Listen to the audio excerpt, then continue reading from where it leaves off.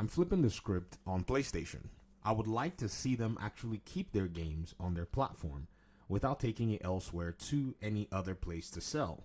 I'm interested to seeing how that's going to play out for them. Already we are aware now that the reason they're doing it is simply because they want to make money. Or maybe they just don't have enough growth on their own consoles. Their own people are not buying them enough, seeing that they're playing Call of Duty and other live service games. They've decided that they're going to go find a new audience. So what did they do? They've taken their game and they've put it on Steam and Epic Games. And Steam and Epic Games are making 30% or 12% respectively, depending on who you talk to. Now, I've seen some other folk talk about Xbox putting its games on PlayStation as idiotic business. One of my audience members tagged it that. They said, I think Microsoft's business strategy is basically aiding PlayStation instead of, in quote, competing. So shout out to my audience member that said this, but I wanted to go ahead and point out a few things I thought was interesting. Number one, if you think about it, Microsoft is actually just now bringing its true business strategy to the Xbox platform. That is, taking its software as it pleases and its services as it pleases to other platforms. It's been doing it with PC for a number of years, and it's worked out. So now it's bringing it to the PlayStation platform bit by bit. When it was doing it with PC, it had competitors on the PC side because it could also establish its own PC store.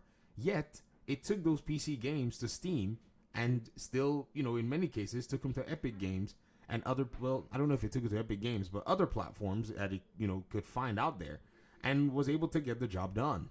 So now that they're coming to the PlayStation side, I think they already have enough ample evidence to see that this is something that's beneficial for them.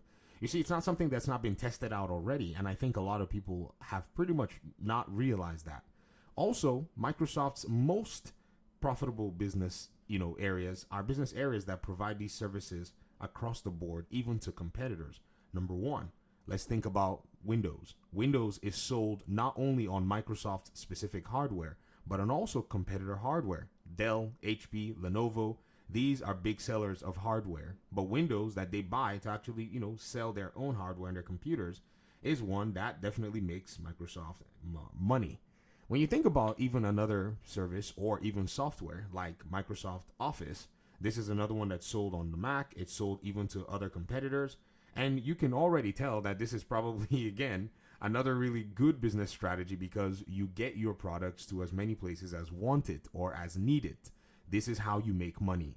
I think a lot of these, my fellow, console fans are in a position where they don't want anybody else to make a dime.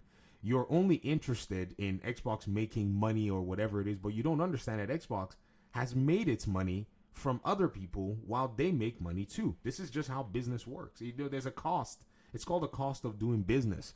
PlayStation is already decimated. Like, they're in a very rough spot. There is nothing that they can do. They're tepid as heck because what they need now is to go find infusion of investment and then hope that their PlayStation players who are not playing their games play their games. This is the conundrum that they find themselves in. And so Xbox is pretty much very comfortable putting whichever games it likes on the PlayStation platform. It's also obvious that they've said they're going to do it on a case-by-case basis. Now, when I make these videos and push and prod and say, hey, I think they need to probably go a little bit, further and push more, it's me just basically saying that the idea of the business is working.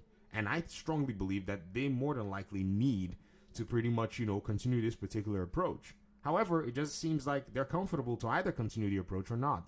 But to say that it is a stupid or silly business proposition for them to put their games elsewhere is just absolutely, in my opinion anyways, ignoring the fact that Xbox has thrived by making its software and services available elsewhere. It was when it did gaming as exclusives that it found itself failing. Imagine asking Xbox to do the exact same thing that put them in the area of failure. That will be insanity while having other business areas that they're doing things the exact opposite that's making money and actually serving them from a profit perspective. I think for the most part, we need to continue these conversations because exclusivity needs to absolutely die 1,000 deaths at the end of the day. Maybe you can create some flagship, items that will be exclusive to you. Yes, even when they offer things, like Windows and such, say to other platforms, they still have some really interesting specific perks by and large. But again, more and more, they're seeing that if these perks are actually, in a sense, attractive to their own customers, then it should be attractive to customers elsewhere. And so this is why I've said, if let's see PlayStation actually keep its games from, going anywhere else. In fact, let's see how long they can let's push it further. Let's see how long they can actually keep their games from ever going on the Xbox platform. I think that's basically the measure right now. They're going to move their games very soon to the Xbox platform. Maybe they'll do it under some actually, no, they already got a game on Xbox. In fact, they went first because MLB The Show was one that wasn't making a lot of money in terms of sales, and so that game moved. Yes, say what MLB did it or not, that's funny to see that Sony, being the market leader in quote, allowed for MLB to bully them to break code, and then they were like, okay, well, I guess you guys are gonna have to publish the game, and now they're making the profits from the game and making the game for Game Pass.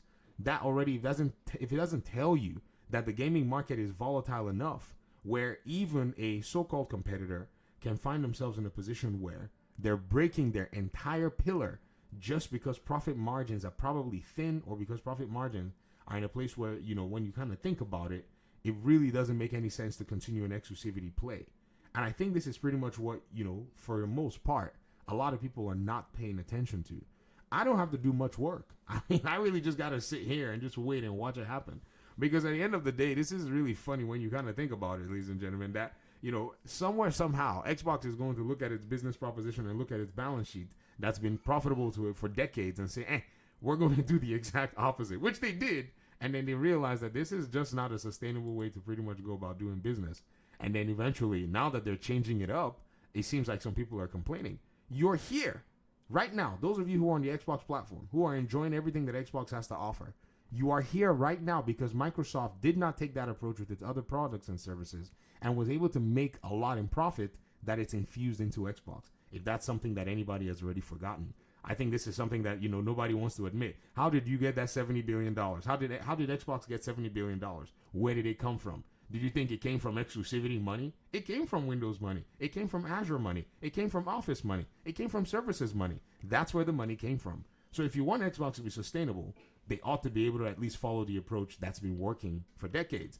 And not just working, but has put Microsoft exactly where it is to pretty much come out here and smack Sony left and right into waking up about their gaming business.